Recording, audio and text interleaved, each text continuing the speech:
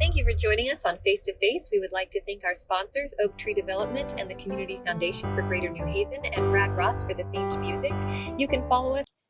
Hello, everyone, and welcome back to another episode of Face to Face. I'm Tess Adams, and I'm so thrilled to be interviewing today's guest. She made her Broadway debut in City of Angels, and she was a member of the original Broadway companies of Amazing Grace, the Scarlet Pimpernel, Scandalous, and appeared in the original productions of Memphis and Passion. She was a featured soloist in the music of Andrew Lloyd Webber, starring Michael Crawford at Radio City Music Hall and Royal Albert Hall in London. She's toured nationally in The Prisoner of Second Avenue, Chitty Chitty Bang Bang, The Scarlet Pimpernel, Les Miserables, the music of Andrew Lloyd Webber, and Singin' in the Rain. She's also a voiceover and television and film actress, appearing in many shows you might recognize, such as Elementary, Madam Secretary, Boardwalk Empire, and more. Please welcome Miss Elizabeth Ward-Land. Hi, Hello. Hi. Here we are on the Zoom. Yes. How have you been doing during quarantine? Oh, we're fine. I'm fine. I mean, I'm weary of it. I miss my life. But I'm real grateful. We're safe and we're healthy, and we have a lovely space to wait it out. I mean, it's weird. It's the biggest thing that I guess I've been telling people is it's hard to have your profession not exist. Yeah. You know, the show business has always been a very difficult profession to survive in, but to have what you do just not exist is a strange concept to try to even grasp. It is. And so I have good days, I have okay days with that, and then I have some not so okay days. And on the not so okay days, I just let that be all right to not feel so good about it. I'm certainly getting more used to it, which kind of, I wish I didn't have to say that, but as it's now October, we've seen it in the winter, spring, summer, and now fall. So, I think we're around for a while, but I'm hopeful that we will get back to work. And I think that it's made me happy that there's been such an outreach to the arts and that everybody, including you guys, the Legacy Theater, are finding ways to reach your audiences without having people in the seats right now. And I applaud you all. And your husband, Ken Land, is also an accomplished Broadway performer, so you're with him, obviously. Yeah, so it's double unemployed. It's really unemployment. It's a lot of unemployment right now. We do joke because we've had pockets of time where we're both not working. Mm-hmm. The weirdest thing is just to have no potential for work. Yes. Like there's nothing to do. The industry doesn't exist. It doesn't exist. So we're wrestling with that. Ken has become quite an avid gardener, and we have a house. We live in Maplewood, New Jersey, so outside the city. And so that's been a wonderful hobby for him. I am worried about him once the weather turns crappy and he has to come in. I'm lucky I have a lot of little things to do. I'm a runner, so I've been running every day. That's kind of kept the devil away. Mm-hmm. And I'm a big crafter. I'm a knitter. I like all the house things. We're also renovating our kitchen. # things you should never, two unemployed actors should never do during a pandemic, but we are doing it. We had to. Things were falling apart. Are you two doing anything creatively right now? I actually am. One of the things I'm doing is a show that I did last year it was a Christmas show called Kris Kringle. We did it up in Schenectady for a small run. We're going to do a virtual version of that.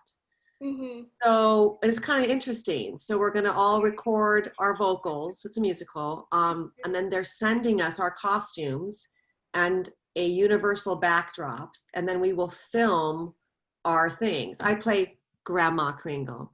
She has a spectacular song in the second act, kind of a Climb Every Mountain song. Amazing. And so I'm looking forward to doing that. And I am doing my Linda Rhondstadt show. I live out here very near Paper Mill Playhouse. Mm-hmm. And they have a very nice restaurant also on the premises. They share the premises with a restaurant called the Carriage House. And they have had outdoor dining for the last couple months, obviously. And they've added some entertainment. And so Paper Mill reached out to some of the local people. And I did I did my Linda Rhondstadt show a couple times, and I'm doing 3 more dates in October. So the 15th, 16th, and 17th of October. That's so exciting. Yes, and I'm making Ken play the guitar for me because we had to keep our show small. I could Are only you playing guitar this time? He's going to play the guitar. He was very reluctant to do it, but I made him because Will you play guitar at all? he does. I do play the guitar, and he does. You know, I play a variety of instruments, but he plays even better than me. Okay. And since now I had the guitar book already made, you know, because I had done my show. I said, why don't you just look at it and see if you can play a couple songs? Because he's in my bubble, like we're already exposed to each other. I could have him up on stage, but up on the stage, I'm in behind a spit shield. I mean, I have to stay behind there. What is the quality of sound? Actually, very good. I was astounded. Wow. And their sound guys are there and mixing the whole time. So they've really done a nice job. Mm-hmm. And it's been a very successful series for them. And I was honored to be included. So there's been a few little things. So you created this wonderful cabaret program about the life and featuring the music of Linda Rhondstadt, which I was fortunate enough to see an early draft of at Green Room 42. And then you since developed it and performed it elsewhere. You actually won the 2020 Bistro Award for Best Tribute Show. Congratulations. I was just It's called Still Within the Sound of My Voice, the songs of Linda Rhondstadt. Can you tell me about what drew you to her? What inspired you to choose her music and her life? Well, the whole thing kind of started out of an artistic frustration on my end of just like, I felt like I was singing better than I ever had. And I really had no vehicle to put it kind of where I stand in the echelon of the Broadway things. And I'm very grateful for all I've had, but I'm not at the front of the line for every project. So it was clear to me that if I wanted to do something that kind of spotlighted what I thought was special about me, that I was going to have to do it myself.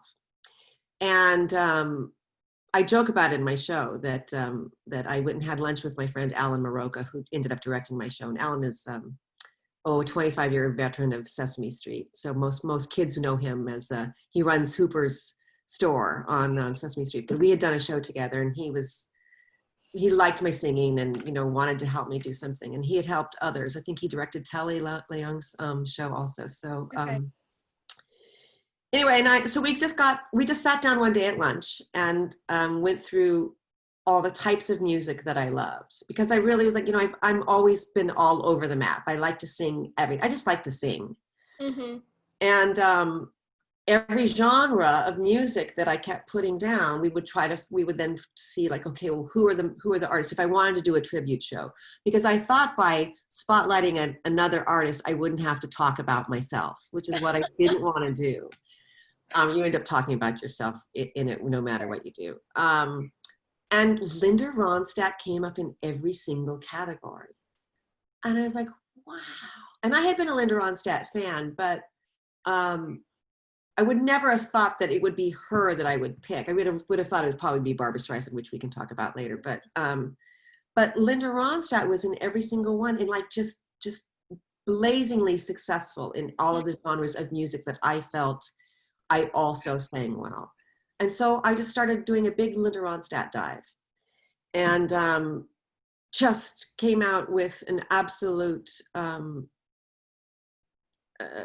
newfound respect, and I just couldn't believe really what she had done. You know, she was really one of our first arena class female rock stars in the 70s. Women weren't fronting bands. You know, we forget, we're all used to it now, but there was a time that women just didn't do that. She was touring, you know, as a solo, just her up on stage with all these with the boys in the band all over the world. And then she didn't want to just be identified as a rock singer because she had all this other music inside her also. And as I started going down, finding out things about her life, I also found very similar things in my life. The way she sang with her family, all the music that was in her house. Same thing with my family. She loved to sing harmony.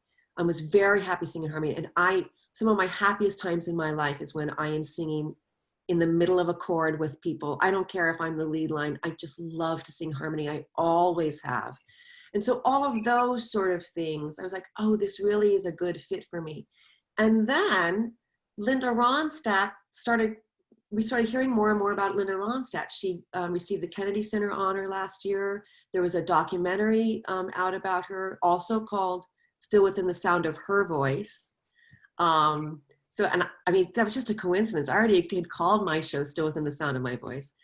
And anyway, so that's how it kind of developed. And then with the support of the Green Room 42, which is where you saw it, and some incredible word of mouth, they kept asking us back, and we just kept selling and selling and selling very well.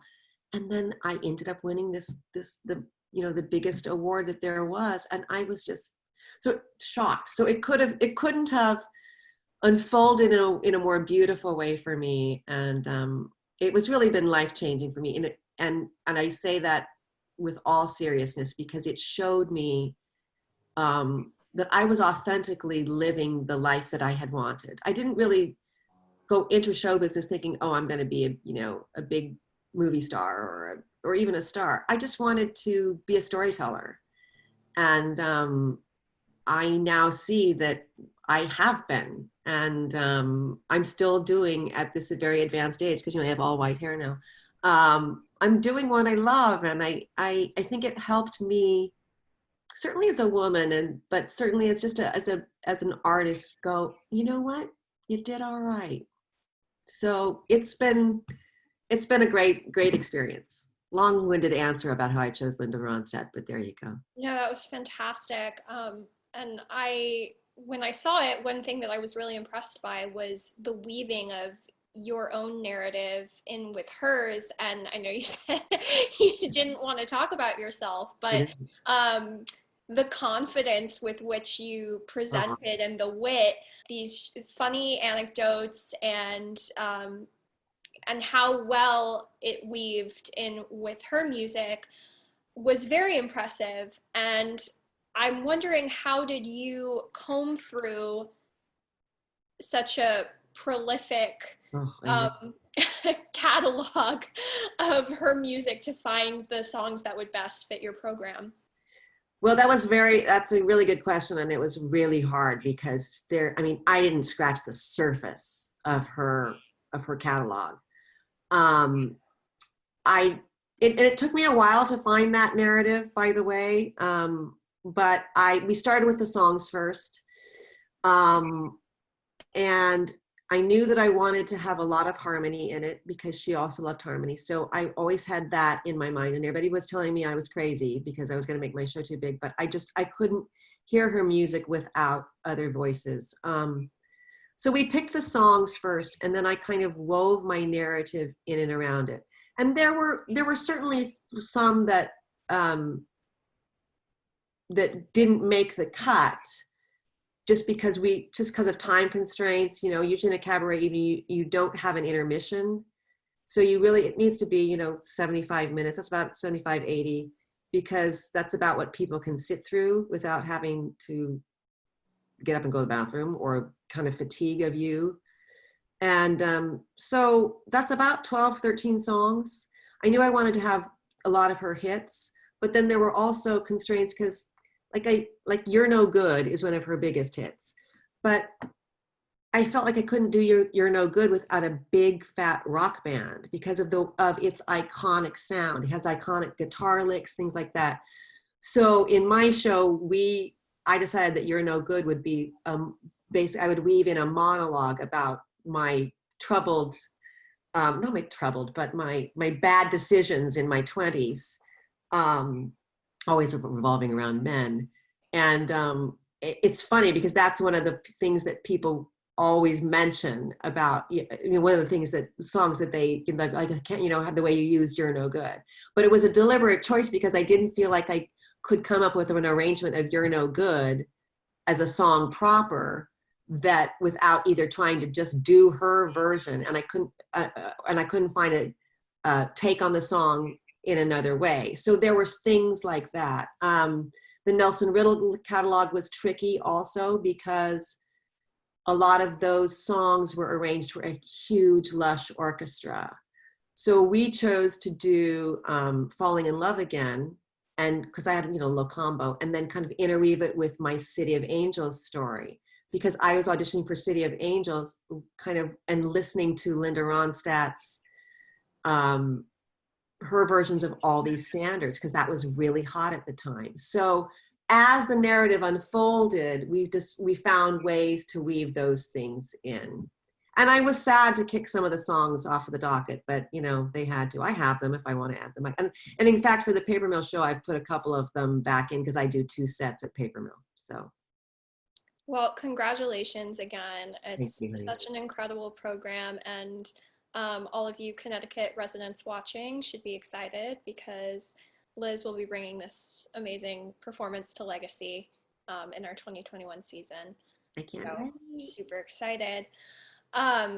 You mentioned Barbra Streisand before, and one amazing part of your career that I wanted to talk about, you were actually chosen to be a stand-in for Barbra in her 2006 concert tour. So tell me about that. What does that mean? Yeah, I know, well, and I actually, that's exactly what I said when I got the job. So Richard J. Alexander, who your mom knows,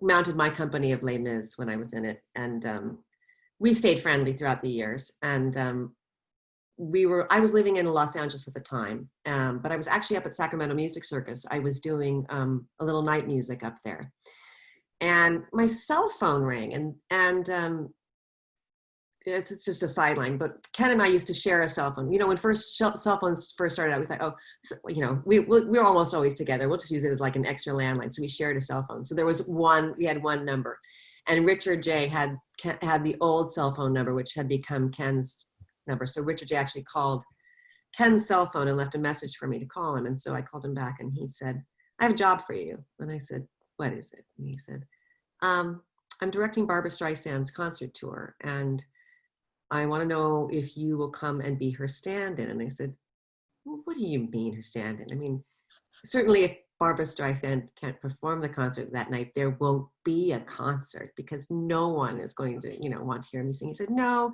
it's more of, she hasn't sung in a while. We're going to fly all of the musicians out. We're going to build her set, and we're going to give her a few weeks of practicing, so she can feel confident in it, but she might not want to sing the whole time, but we may still want to rehearse, or she may want to see some of the visuals that we're planning, and you would then walk her blocking, all that sort of." And I was like, "Oh, well, I have to sing in front of Barbra Streisand?" And he said, "Yeah, probably." And I was like, "Well, I don't think I can do it. I'm busy." I actually was busy. I was getting ready to star in Sister Act, which is a whole nother story.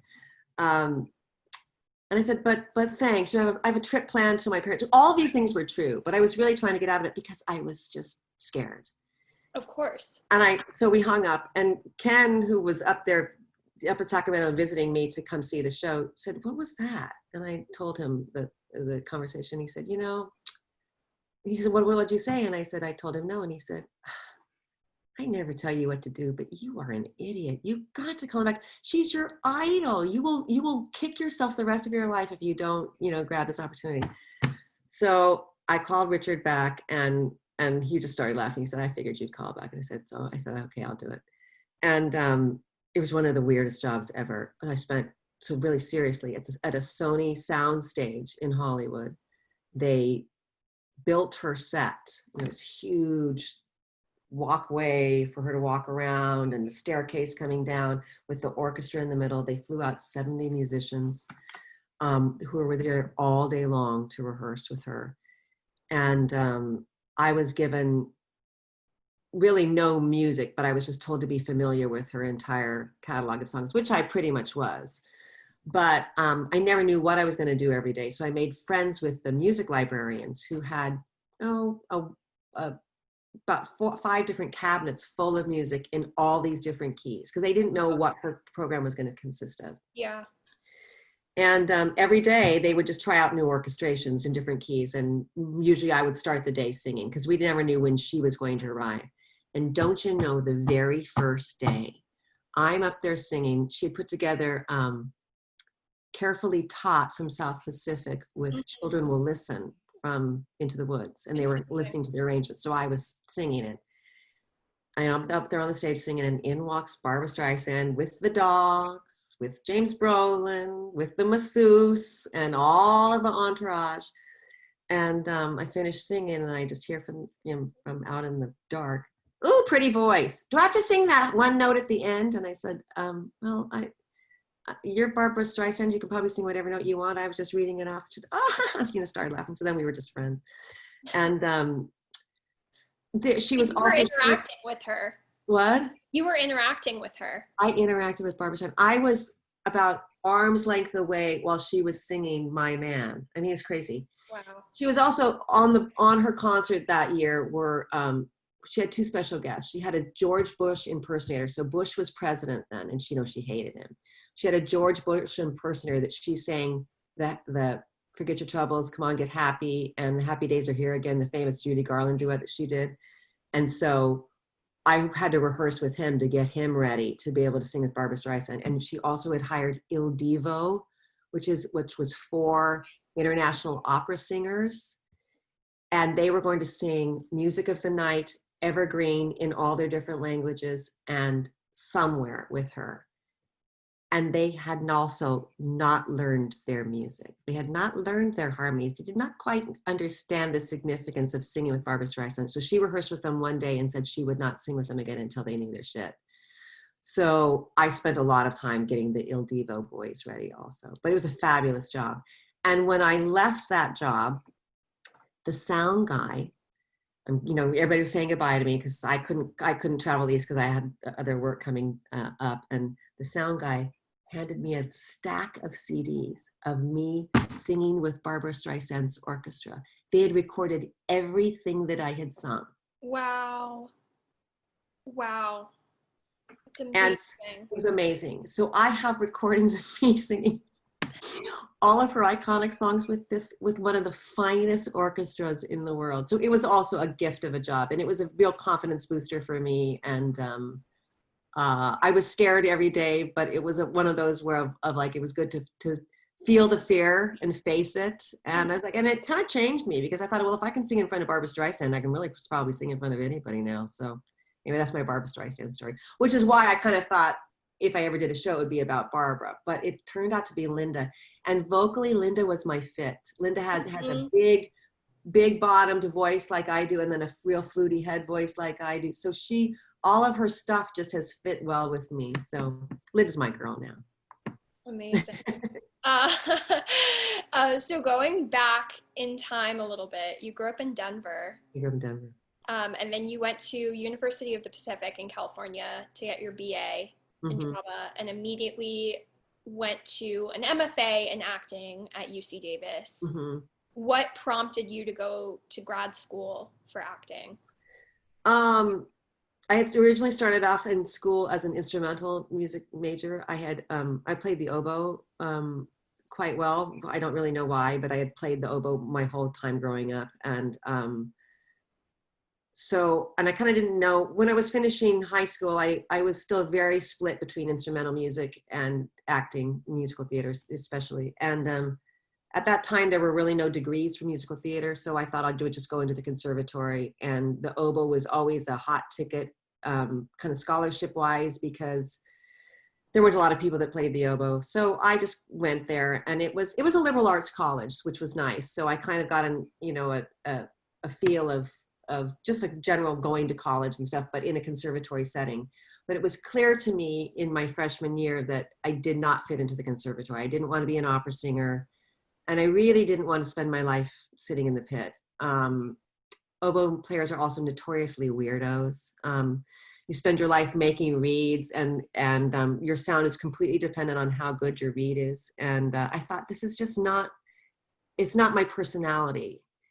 And after some discussion with my parents, I switched my major to drama, which was a better fit for me. And even though I sang well, I think the drama degree was my ticket, because even my singing always came from a storytelling, really from a narrative point of view. And I kept singing the whole time, and I still had to play the oboe the whole time. But because I had switched my major kind of late, and it had taken me a while to gain focus that I wanted to be an actor, my senior year of college, there was a thing called the Irene Ryan Scholarship Fund, and they would go around to colleges and choose performers who they felt their performances had stood out that year. And I got selected for a Tennessee Williams play that I had done, at Eccentricities of the Nightingale. So I went to the finals of the Irene Ryan. You had to do a monologue, you had to prep and all that stuff.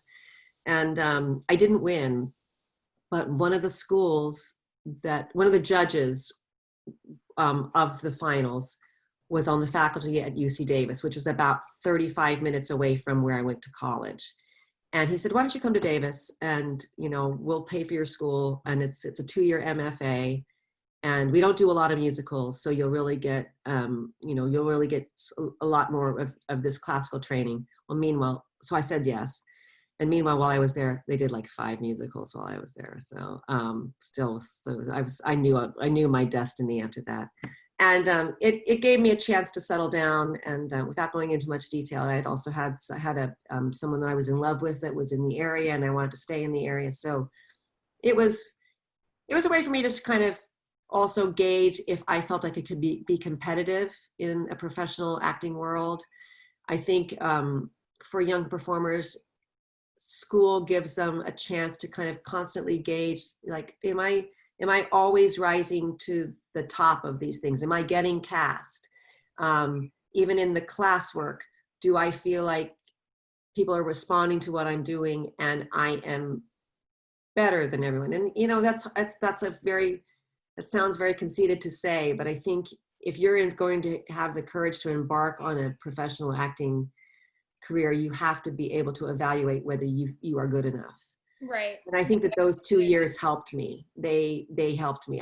I got a lot of acting training, and I had to teach kids. I had to teach acting also while I was there. I had to teach non-acting majors acting. That's what they use in graduate schools. And I learned a ton by trying to teach these, science guys how to, craft, some storytelling. And so you learn by teaching. And I thought if worse comes to worse, I would have an MFA, and then I could always teach. And so it was a good move for me.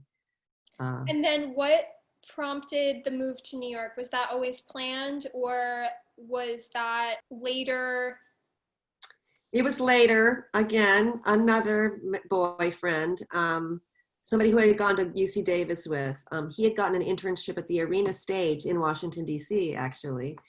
And I followed him there, and I worked at a lot of the local dinner theaters in the Washington, D.C. area. This was the early 80s or mid 80s by this time, and that was the era of dinner theaters.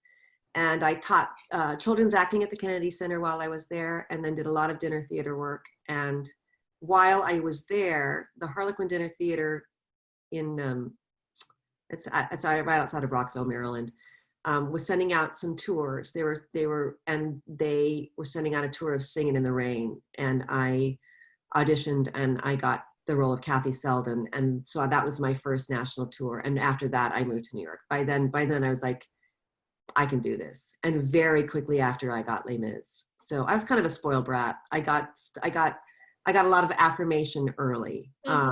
Because the DC years were, I don't know, 18 months, 2 years. So it was just, and by that time, that boyfriend and I had broken up. So I was fancy free, and I know. I told you, it was, and I talk about it in my show, it was a decade of dumb decisions, my 20s. Oof. Well, clearly not that dumb, because they led you. Well, your story is your story. Exactly. Yeah. Exactly. And you're, speaking of men, your husband, and you have worked on 2 shows together? Well, Or we did a lot of Scarlet Pimpernel. I was in the original cast of Scarlet Pimpernel, and he joined about 6 months into the run, and then we did the other 2 incarnations together. So Scarlet Pimpernel 1, 2, and 3, and then we did musical version of Romeo and Juliet up at good speed. And then just recently, in the last couple of years, we did a piece called Curvy Widow, which was at the West Side Arts on 43rd Street. And we also did that at George Street Playhouse. So yeah, every once in a while people hire us together. That's so fun. For Scarlet Pimpernel, you just mentioned you went through multiple iterations while it was running on Broadway. So what was it like working on a show for that amount of time and then having like these huge changes, literally different versions of the show? Yeah, it was crazy. I mean, it would never happen in today's economic conditions because the money they spent on that show was just crazy. I'll try to make this quick. So Scarlet Pimpernel, we opened in November of '97, and by the Tony Awards of '98, that was the year of Lion King. So we were up with Lion King, Ragtime, Scarlet Pimpernel, and then another piece that had already closed, Chronicles of a Death Foretold, that had closed. And Lion King and Ragtime swept everything. And we were basically told that we were going to close. But instead, new producers bought the show. Madison Square Gardens basically bought the show. This guy named Dave Checketts was a huge Scarlet Pimpernel fan. There was something about Scarlet Pimpernel that had just very devoted fans. You either loved it or you hated it. But this guy loved it. And so he decided that he wanted to sink more money into it. So unprecedentedly, they fired the director, did some recasting, and we all went back into rehearsal and we were rehearsing a new version during the day and doing the old version at night. And we did that for about 4 months, and we reopened the next fall. Then, it gets better. So then the new version ran for a while. They closed that down because they wanted to make the cast smaller. So they had to close down for 6 weeks by union regulations. Because it was a cast of like over 40, and they needed to make it about 28 to really be able to run it because it was just very expensive. So we opened then version 3, which was the smaller version, which is the version that everyone does. And we went to Atlanta, Houston, and Dallas as a tryout, and then came back to New York and went to a different theater, the Neil Simon, and opened version 3. Crazy. So it was, unheard of. But Ken and I had just gotten married. We actually got married during Scarlet Pimpernel. So it was a wonderful way for us to kind of have the first couple of years of our married life kind of be together and with no financial worries, because they were having to pay old paycheck and new paycheck. Yeah, I know, crazy. And then we did the Scarlet Pimpernel tour together also. And then after the Scarlet Pimpernel tour played Los Angeles, we stayed in Los Angeles for the next 7 years. So we've done kind of both coasts, done a lot of the, seen show business on either side, and that helped with some of the TV stuff, which has been nice to add to everything. Do you have a favorite place you've been located? We really loved Los Angeles. We just couldn't quite make enough money there. We were not getting seen for the TV regulars, the series regulars. Yeah. And also we both, when we got real quiet about it, we both knew that we really came alive best on stage, that we felt most at home in live theater. So we came back, and I will say that Maplewood, this New Jersey living, has been a good mix of both having the access to the city and then kind of feeling like a normal person by living in a house and having a car and getting to go to good big grocery stores and all that stuff. So as I listed off, you have an incredible amount of Broadway credits, and on these interviews, we love to give our viewers kind of a peek behind the curtain. So I'd love to know, in all of those performances, if you have a funny onstage mishap story or horrible onstage mishap story? Interesting. Mishap. Well, I did get run over by the set in Amazing Grace. Amazing Grace had, was set in 1760. So it was, corsets and then the big panniers, these big dresses. And in one of the scenes, I had to exit and the set followed me off. And I was exiting and the set was going too fast and grabbed my dress and started pulling me underneath the pallet. That was good. So I was screaming in the wings. They stopped. Wow. Well, and then that was one stage mishap. Okay. When I was doing Kiss Me Kate out in California, I completely forgot my lines. I was doing I Hate Men, and it had never happened to me before, and I just 3 or 4 different verses. I hate men, and then she lists all the things that 4 different times she does them. And I had done the first one, and I think I was in the second one, and I hate men, and I was like, and the conductors, it was nowhere in my head. I had no idea what I was supposed to say. So I just looked down at the conductor. He fed me the lines, got back on. It was horrifying. I was shaking because you just don't, you can't plan that sort of thing. No, but it does happen. It does happen. We got a lot of lines in our head. Especially those listy songs. Oh, and it was 4 verses of listed. Nice. Yeah. And I was like, it wasn't anywhere. I couldn't recall it anywhere inside of me. And then conversely, with all of the amazing people you've worked with, do you have a favorite backstage moment? Something more positive. Favorite backstage moment. Well, the backstage is always so fun. I don't know if it's a favorite backstage, but I will say my City of Angels, so I was had a very small part, but then I understudied a couple parts in it, and I had to go on for Alora, who was not the main part that I understudied, but I had to go on for her. And there's a number called "Shall We Say the Ball Is in Your Court," and she's in a tennis outfit, and they're having this kind of witty banter. She's having this witty banter with the detective. And on the button of the song, you have to catch a tennis ball in your left hand. So shall we say the ball is in your court? Blink, blink, blink, ching. Okay. I am not a person known for my coordination with any racket, mallet, or any catching. I have a lot of nice gifts. That is not one of them, especially with my left hand on the beat. Yeah. And I was petrified. I had never gotten it right in any rehearsal. And there, even in performance, sometimes the real person didn't catch it, but very rarely. So I was going on with James Naughton, who was the original star of it, and such a nice man. And he said to me, Lizzie, just open your hand. Keep your hand open. Look me in the eyes. I'm going to put it right in your hand. And so, we finished the song, and it was my first Broadway show, and I was just like, it just wanted to be good. So we finished, shall we say the ball is in your court? Bum, bum, bum. And I looked at it and I was like, yes! I jumped up. And I did it. And I never had to go on again, but I didn't drop the ball. Amazing. And lastly, are there any dream roles that you're still itching to play if you could have your pie in the sky?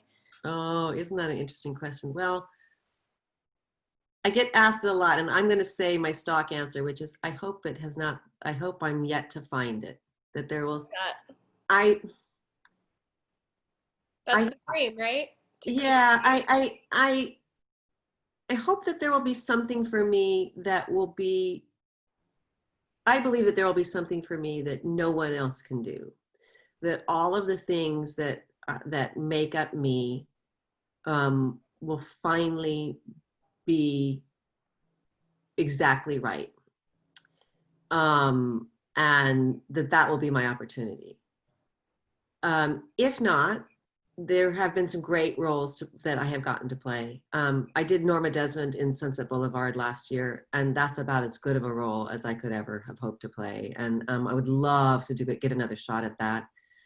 But I'm gonna stick with my original answer. That I'm hoping that it's still out there. That I don't know. It's what keeps me going, you know. Or I think I would have folded by now. So maybe maybe somebody else will write it for me. If not, maybe I'll write my own. I already did once. Speaking of the future, I just want to take a final moment to address the intersectionality right now between art and social conflict. Just this year has really been unprecedented between the shutdown of the industry from COVID and the suffering from that, and the eruption of the Black Lives Matter movement. How do you see this year and this time influencing you as a person and as a performer in the future? Well, the COVID part of it, I think, is all forcing us all to reinvent. Like it or not, we're having to. All the virtual stuff. I mean, it's not how I prefer to perform, but I am grateful that we all have it. I mean, I think back, and if this had happened 20 years ago, this pandemic, we would all be so isolated. So I'm trying to, even though I was, personally quite disappointed that it was happening, that we all got shut down. I mean, we got shut down like 2 days after I won the Bistro Award. And I'd had a lot of outreach for the show and stuff, and I just, it just all stopped, and it was inappropriate to try to, book it at all, and nobody knew if anything was going to happen. And so I know that will come back. I think once we all feel better and, being in crowds and stuff, I think we as human beings crave live experiences and being together. So I believe that will come back. As far as the Black Lives Matter, I think it's well past time. I've had the great privilege of performing in 2 musicals on Broadway that really kind of told some of the stories of the marginalization of Black lives, Memphis and Amazing Grace. I mean, Amazing Grace was about slavery. And so in both of those, I played, terrible white people. And but I think you have to be able to play the terrible white people, because their views were based on what they knew. And I'm hoping that there will be more stories like that and more chances for the performers who have been marginalized. As for me, I mean, I think it will definitely come into play in some of the things that I get cast in. I think for a lot of my TV things will probably go to people of color, and they probably should. I play a lot of judges. I play a lot of business people. And I think just by default, they've gone to white people. And I just think by saying, no, they can be a person of a color, I think that they will go to that. And I'm happy to step aside, I hope eventually there'll be a place for all of us. Women, the middle-aged women don't have pretty far back in line too. So, but I know I've gotten more than my share, and I think it's time that we. I think the most interesting part of it will be to see if those stories are sellable stories, and I think we have to change. That will change if we diversify our audiences. Yeah, I agree. Well, thank you for that. That's really lovely. And thank you so much for being a part of Face to Face. It was such a pleasure to have you. We're all looking forward to seeing you in 2021. No, I can't wait. I'm honored to be asked, and that you saw the show and thought so highly of it is very meaningful for me. Well, all deserved. And stay tuned for our next episode, everyone. Thank you for joining us on Face to Face. We would like to thank our sponsors, Oak Tree Development and the Community Foundation for Greater New Haven, and Brad Ross for the themed music. You can follow us on legacytheaterct.org.